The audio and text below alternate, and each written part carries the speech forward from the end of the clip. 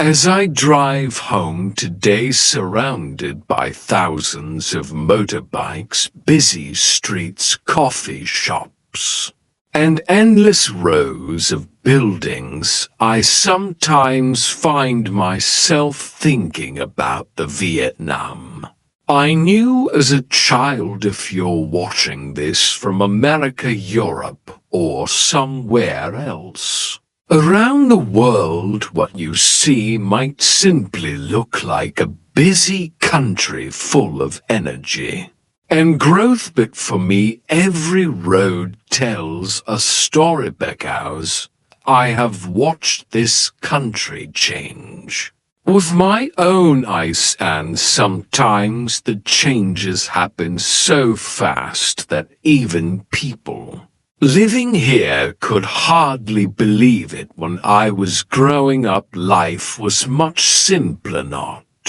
because we wanted it to be, because it had to be. Most families around me didn't have much. Owning a motorcycle was already considered a major achievement. Owning a car was something most people could only dream about. There were no smartphones, no social media, no online shopping, no food delivery apps. Children spent most of their time outside on road bicycles. We played soccer in empty fields, we explored dirt roads and construction sites that would later become neighborhoods. Back then, my parents didn't think about becoming rich like many Vietnamese families. They thought about paying school fees, making sure there was food on the table, saving a little money for the future. Life wasn't easy, but people worked incredibly hard. I still remember when someone in the neighborhood bought the first color television. Every evening, children would gather to watch together. Nobody cared whose television it was. In a strange way, it felt like it belonged to everyone. Looking back now, that sounds almost impossible, but that's how life was. People shared more because they had lesser me times. I wonder what my younger self would think if he could see Vietnam today. Honestly, I don't think he would recognize it. Biggest change isn't the buildings. It isn't the highways, it isn't the technology. The biggest change is opportunity. My parents' generation spent most of their lives creating stability. They sacrificed so their children could have choices they never had. Today, we are seeing the results. Young Vietnamese people study abroad, work for international company travel the world, build businesses from laptops, create content watched by millions of people. Things that once seemed impossible have become normal, and perhaps nowhere is that change more visible than on the roads around you. Sometimes while driving through northern Vietnam, southern Vietnam, or the outskirts of major cities, I pass places that used to be farmlandy. Remember seeing rice fields stretching to the horizon. Small villages, narrow roads, farmers working under the hot sun. Life moves slowly today. Many of those same places have become industrial parks, factory complexes, warehouses, centers, modern highways, entire new city. Yes, I remember hearing for the first time that major global companies were investing in Vietnam at the time.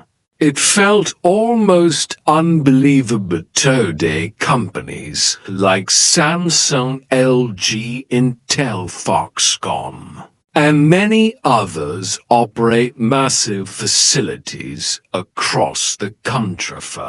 Many people outside Vietnam, these are just company names for many Vietnamese families. They represent something much more important: opportunity, stable income, a chance to leave poverty. Behind a chance to buy a home, a chance to send children to university. Chance to dream bigger than previous generations. Could of course change always comes with trade-offs. Some people miss the rice fields and villages. Have changed forever. Some traditions have become less visible, but when I look at the millions of jobs that have been created, it's hard to ignore how much these changes have improved people's lives. In many ways, Vietnam made a difficult choice. A choice to transform some agricultural land into industrial land, a choice to focus on manufacturing, exports, and economic growth, whether people agree with every decision or not. The results are visible everywhere.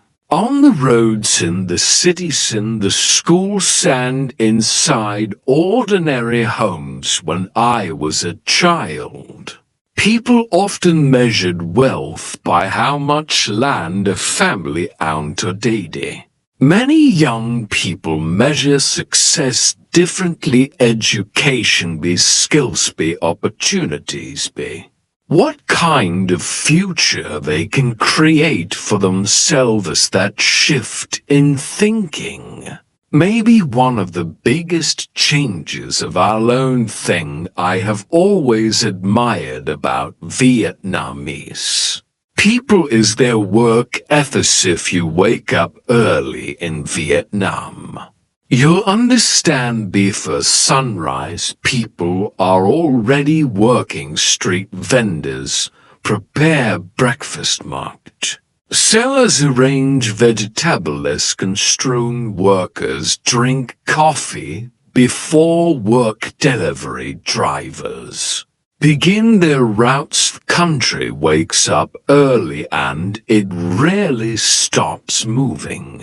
That energy is one of the reasons Vietnam has changed so quickly. But despite all these changes, some things remain exactly the same. Vietnamese people still care deeply about family. Here during 10 millions travel home. Grandparents remain important figures in family life.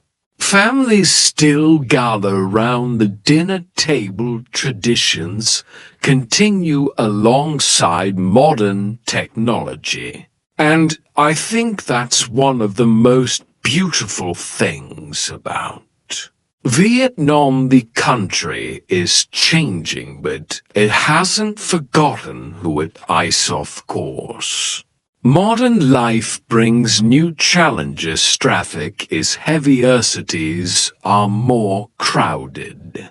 Housing is more expensive, life feels faster and more competitive. Citizen, I miss the slower pace of the past, quiet afternoons, the empty roads, simpler lifestyle. But then I remember something important. Most people don't miss being poor, they miss being young. Those are very different things. If you asked most Vietnamese families whether they Would like to go back to those harder times? The answer would probably be no, because today's Vietnam offers opportunities that previous generations could only imagine if it's why I find this country so fascinating. You can see a modern skyscraper standing next to a traditional market. You can see an elderly woman carrying vegetables, while a teenager beside her pays with a smartphone. You can see old traditions and new technology sharing the same street. Vietnam isn't becoming another country, it's becoming a newer version of itself, and I think that's exactly what progress should look like, and not copying someone else but improving your own future while keeping your identities. I continue driving through these streets. I often wonder what Vietnam will look like 20 years from now. More technology, more electric vehicles, more skyscrapers probably. I hope some things never change. I hope families still gather for dinner. I hope people still return home for Teddy. Hope children still hear stories from their grandparents, because those things are part of what makes Vietnam feel like Vietnam. When people ask me why Vietnam is changing so fast, that's my answer. It's not just because of economics.